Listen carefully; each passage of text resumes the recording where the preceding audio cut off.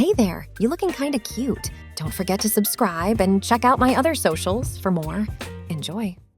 Wesley trudged home from another unfulfilling day at his office job. His shoulders slumped under the weight of his messenger bag, his mind already dreading tomorrow's monotonous grind. As he passed a row of quaint storefronts, a glint of white caught his eye. Wesley paused, drawn to the ethereal vision of a wedding gown displayed in a shop window.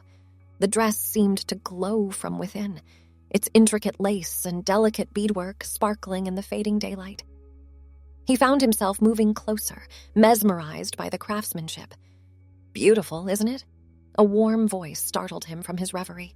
Wesley turned to see a woman with silver-streaked hair and kind eyes smiling at him. Her emerald green blouse complemented her olive skin, and a tape measure draped around her neck like an odd necklace. "I'm Rosalind," she said, extending her hand. "This is my shop, Rosalind Bridal. Would you like to come in and take a closer look?" Wesley hesitated, glancing at his watch. He had nowhere pressing to be, but the idea of entering a bridal shop felt strange. Yet something in Rosalind's genuine smile put him at ease.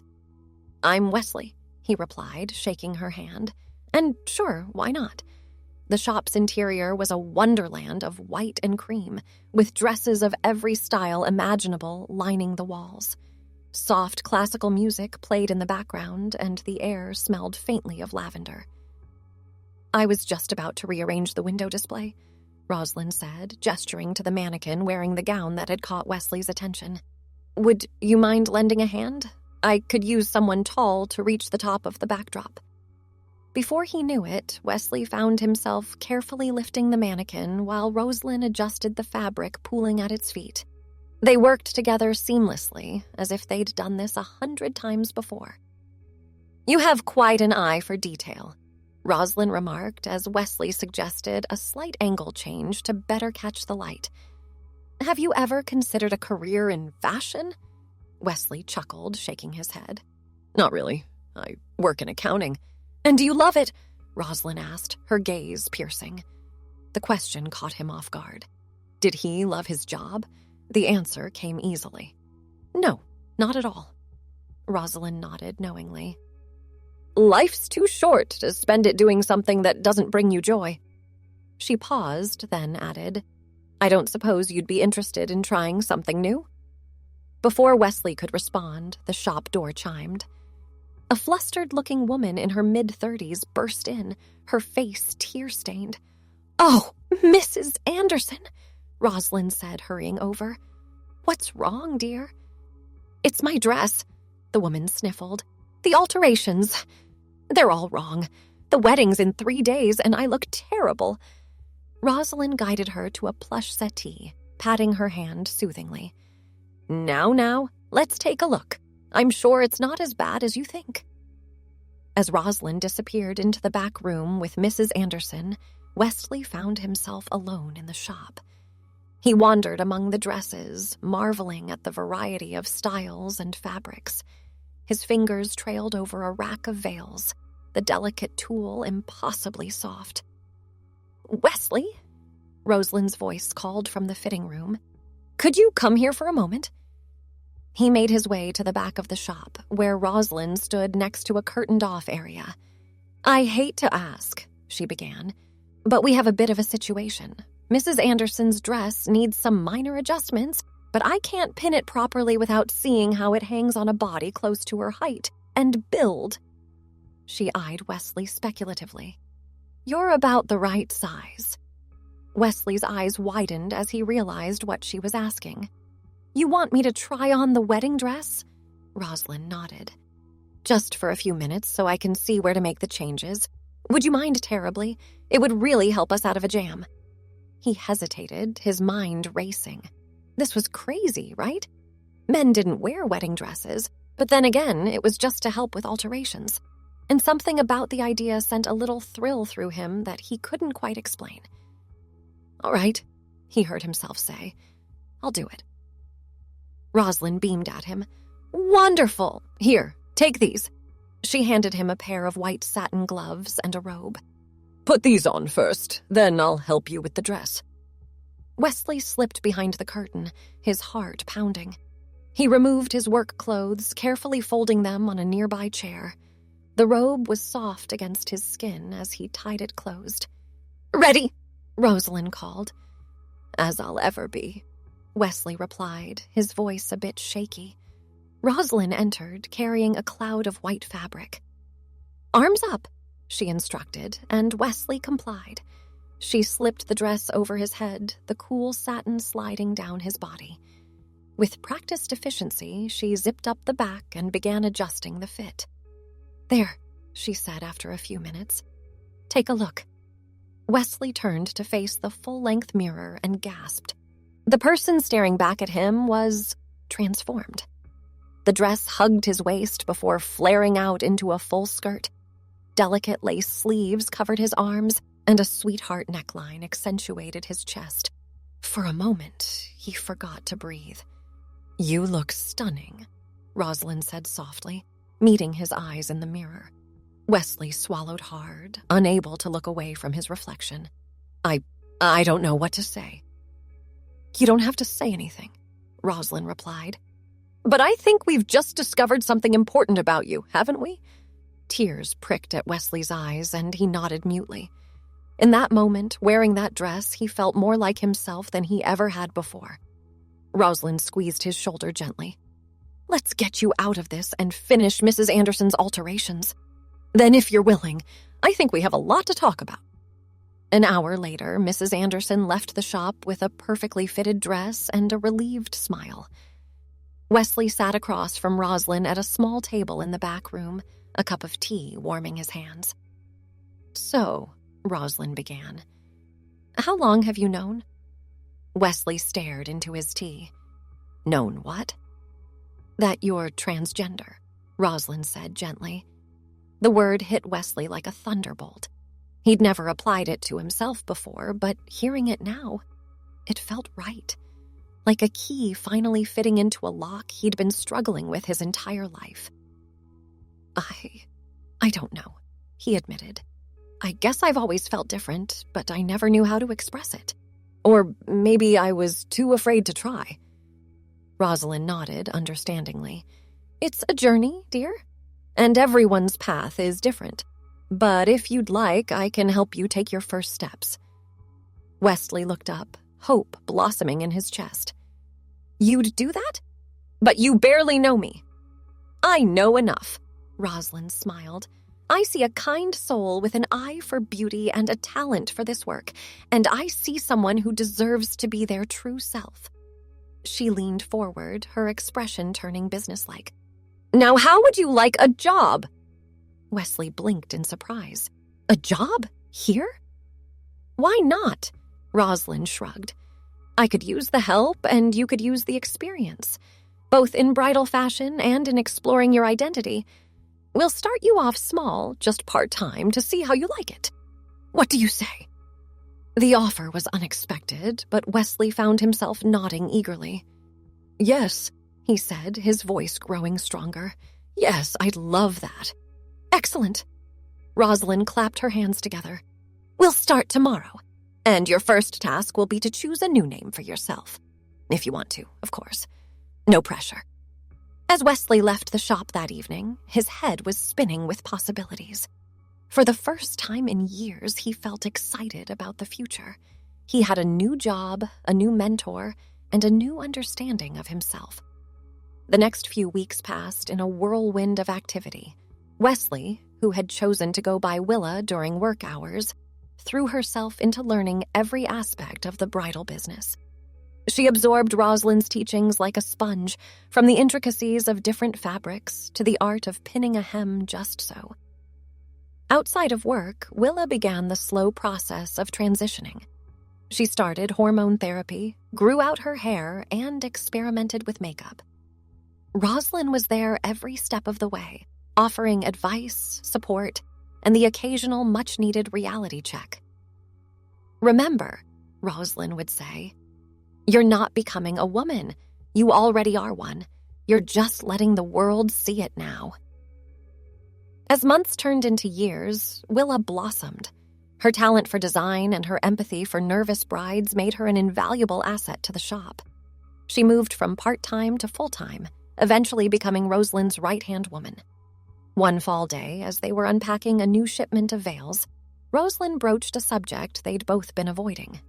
"Willa, dear," she began, her voice uncharacteristically hesitant, "I need to talk to you about something important."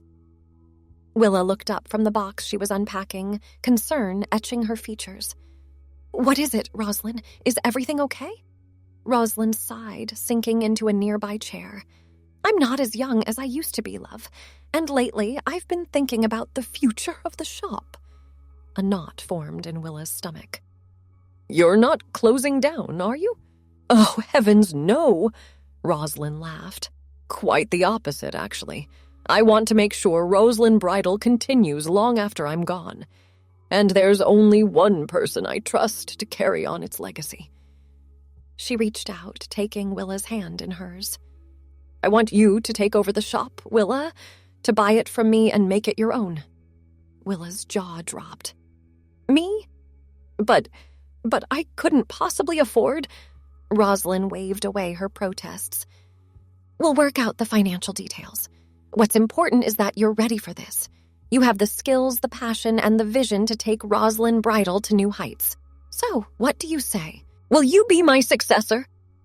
Tears welled up in Willa's eyes as she nodded, too overwhelmed to speak. She threw her arms around Rosalind, hugging her tightly. "Thank you," she whispered, "for everything." The transition of ownership took place gradually over the next year. Willa took on more and more responsibilities, learning the business side of running a bridal shop.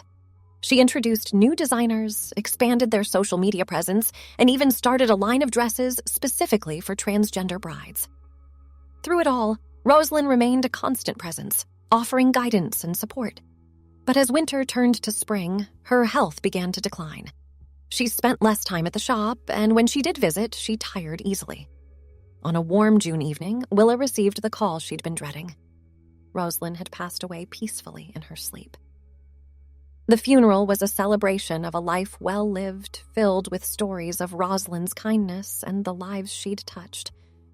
Willa stood at the podium, her voice steady as she shared her own story of transformation and the woman who had made it possible. "Rosalind didn't just give me a job," she concluded, her eyes shining with unshed tears. "She gave me a future, a family, and the courage to be myself. Her legacy will live on in every bride who walks through the doors of Rosalind Bridal, and in every person who finds the strength to embrace their true self." In the months that followed, Willa threw herself into her work, honoring Rosalind's memory by pouring her heart and soul into every dress, every fitting, every bride's special day. The shop thrived under her leadership, becoming known not just for its beautiful gowns, but for its inclusive, welcoming atmosphere. It was during this time that Willa met Sophia. Sophia came into the shop on a rainy Tuesday afternoon, seeking a dress for her best friend's wedding. She was tall and statuesque, with warm brown skin and a cascade of dark curls. Her emerald green blouse reminded Willa painfully of Rosalind. "Welcome to Rosalind Bridal," Willa greeted her with a smile. "I'm Willa. How can I help you today?" Sophia's answering smile was dazzling. "I'm looking for something elegant but not too flashy. I don't want to outshine the bride, you know." As Willa helped Sophia try on various dresses, they fell into easy conversation. They discovered a shared love of classic films, a mutual addiction to crossword puzzles, and a joint disdain for cilantro. "You know," Sophia said as she twirled in a midnight blue gown, "I've never met anyone quite like you, Willa." Willa felt a blush creep up her cheeks. "Is that a good thing?" "Definitely," Sophia nodded. "You're radiant, like you're lit from within." Their eyes met in the mirror, and for a moment the world seemed to stand still. After that day, Sophia found reasons to visit the shop frequently. She needed shoes to match the dress, then jewelry, then a clutch. Each visit lasted longer than the last, their conversations growing deeper and more personal. It was Sophia who finally took the plunge, asking Willa out to dinner. Their first date was a disaster. The restaurant lost their reservation, it rained on their walk home, and Willa managed to spill wine all over her new white blouse. And yet, as they stood laughing under the awning of a closed flower shop, both soaked to the skin, Willa knew she was falling in love. Their relationship blossomed slowly, built on a foundation of mutual respect and understanding. Sophia was endlessly patient as Willa navigated the complexities of dating as a transgender woman. She held Willa's hand through moments of dysphoria, celebrated every milestone in her transition, and fiercely defended her against any hint of prejudice.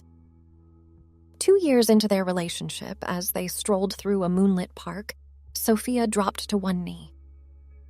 "Willa," she said, her voice trembling slightly as she pulled out a ring box, "you are the most incredible person I've ever known.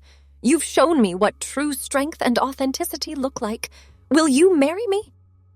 Willa's hands flew to her mouth, tears of joy streaming down her face. "Yes," she whispered. 1,000 times yes. The next day, as they entered Rosalind Bridal to begin planning their wedding, Willa was struck by a bittersweet realization. She was about to become a bride in her own shop, wearing a dress from the very racks she curated.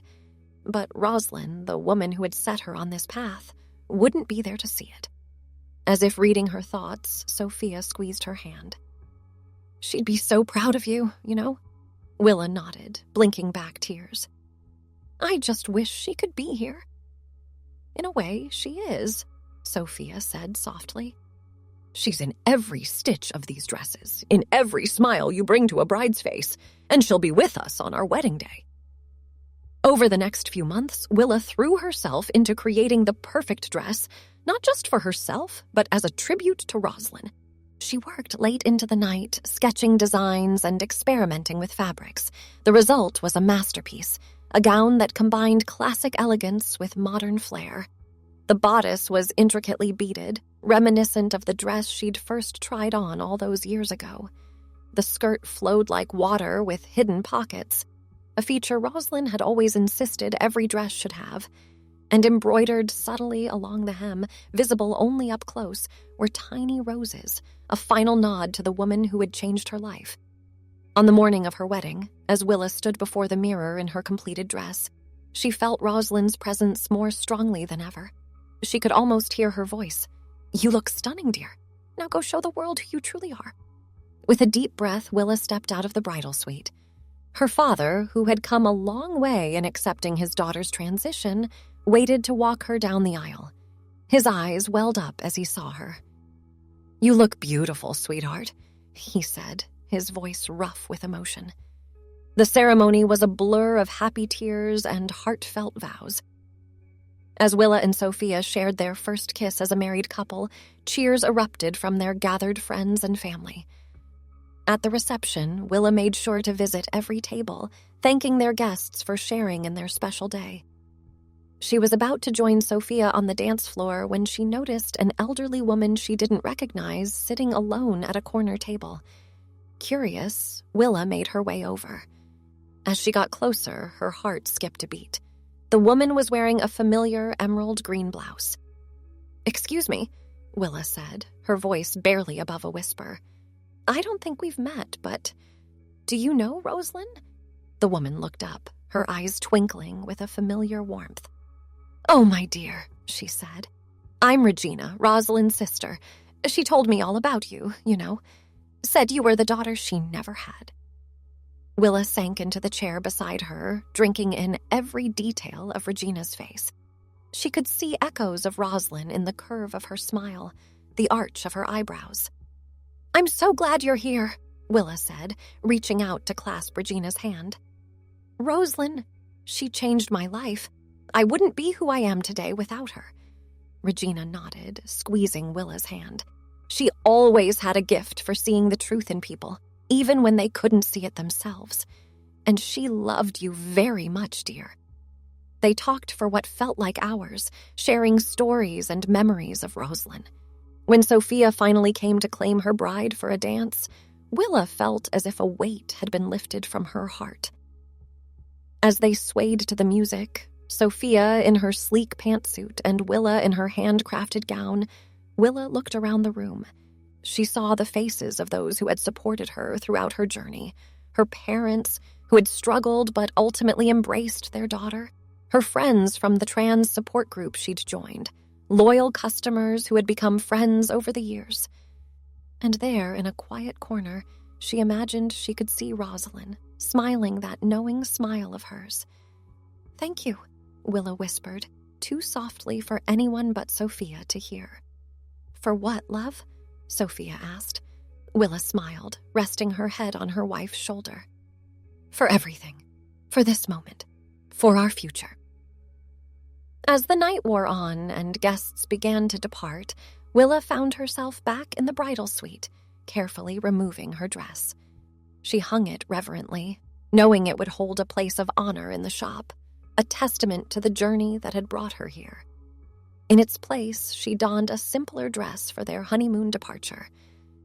As she took one last look in the mirror, adjusting a stray curl, she heard a familiar voice in her mind. "Remember, dear," Rosalind seemed to say, "you're not just a bride today. You're a beacon of hope for everyone who's ever felt different. Your happiness is a revolution." Willa straightened her shoulders, lifted her chin, and smiled at her reflection. She was ready for whatever the future might bring, secure in the knowledge that she was finally, truly herself. Hand in hand with Sophia, she stepped out into the night, ready to begin the next chapter of her life. The stars twinkled overhead, seeming to wink in approval. And somewhere, Willa was sure Rosalind was smiling.